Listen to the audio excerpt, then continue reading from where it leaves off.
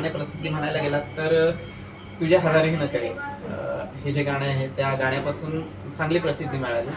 पूर्वी काय होतं की आम्ही शो करायचो, त्यावेळी यूट्यूब वगैरे हा प्रकार नव्हता. त्या जवळच्या गावामध्ये, त्या पंचक्रोशीमध्ये किंवा प्रमाणवल्ली, त्यानंतर देवरुख वगैरे ह्या साईडला व्हायचे शो. पण रात गई बात गई असा विषय असायचा त्यावेळी. त्या दुसऱ्या दिवशी ठीक आहे तेवढे लोक ओळखायची, त्यानंतर विषय संपून गेला. पण आजकाल काय झालं की युट्यूबमुळे कलाकार लोकांपर्यंत पोहोचतात आणि तुम्ही सर्व जे युट्यूबवर आहात त्यांनी खूप मेहनत घेतली त्यासाठी. प्रत्येक माझं तर प्रांजळ मत आहे की जे जे जे कलाकार आपल्या कलेमध्ये आहेत त्यांना एवढी पब्लिसिटी मिळाले तर त्यांनी युट्यूबरचे मनापासून धन्यवाद मानायला पाहिजे. कारण हे सगळी जी मंडळी आहे स्वतःचा जॉब सांभाळून ह्या सगळ्या गोष्टी करत असतात, तुम्हाला एवढे पब्लिश करत असतात, लोकांपर्यंत पोहोचवत असतात, हे श्रेय तुमचं आहे. अक्षयदादा आगरे यांच्या आग्रहास्तव ते गाणं मी लिहिलं होतं, गायलंही आहे.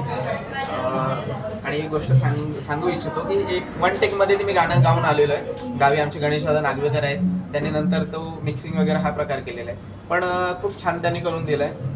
आणि आमच्या गायिका ज्या आहेत अक्षरा पवार यांनी सुद्धा ते छान गाणं फर्स्ट टाइम असून सुद्धा गायलं आहे.